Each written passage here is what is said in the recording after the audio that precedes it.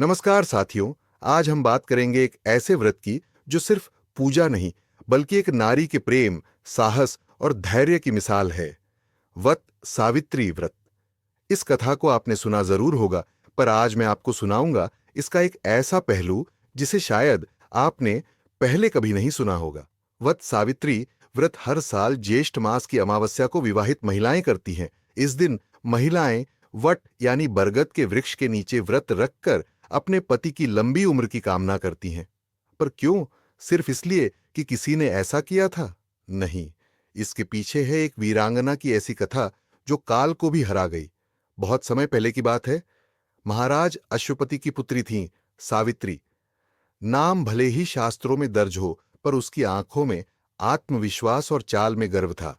उसने स्वयंवर में सत्यवान नामक एक वनवासी लेकिन धर्मात्मा युवक को पति रूप में चुना। जब नारद मुनि ने कहा कि सत्यवान 1 साल में मृत्यु को प्राप्त होंगे, तब भी सावित्री अडिग रही। उसने कहा, मेरा संकल्प ही मेरा सत्य है, सत्यवान ही मेरा धर्म है। यहां तक तो आप सबने सुना है, पर क्या आपने कभी सोचा कि सावित्री ने सिर्फ यमराज से बहस ही नहीं की थी, उसने उन्हें जीवन का अर्थ भी सिखाया था। जब यमराज सत्यवान की आत्मा लेकर चल दिए, सावित्री उनके पीछे पीछे चल दी। यमराज ने कहा, तू अब लौट आ जा। सावित्री ने मुस्कुराकर कहा, आप धर्म हैं और धर्म कभी पीछे नहीं हटता। मैं भी धर्म के पथ पर हूं। वो सिर्फ एक पत्नी नहीं थी, वो एक साथी थी जो अंत तक साथ निभाने आई थी। यमराज ने जब देखा कि यह नारी प्रेम की नहीं, धर्म की भाषा बोल रही है, तो उन्होंने 3 वरदान दिए। सावित्री ने चतुराई से अपने सास ससुर की आंखों की ज्योति, राज्य का सुख और 100 पुत्रों का वर मांगा। यह सुनकर यमराज चौंक गए। 100 पुत्रों का वर तो तभी संभव है जब सत्यवान जीवित हो। और इस तरह प्रेम, बुद्धि और संकल्प से सावित्री ने यमराज को भी झुका दिया।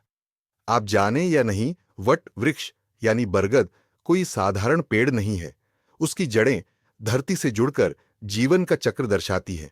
जैसे सावित्री का प्रेम जो जड़ों से जुड़ा था, स्थायी, अचल और गहरा।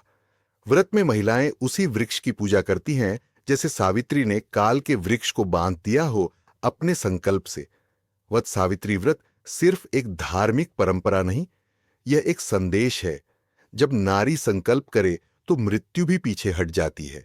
अगर आपको यह कथा पसंद आई हो और आप चाहते हैं कि ऐसी और अनोखी पौराणिक कहानियां आपके पास पहुंचती रहें, तो चैनल को जरूर सब्सक्राइब करें।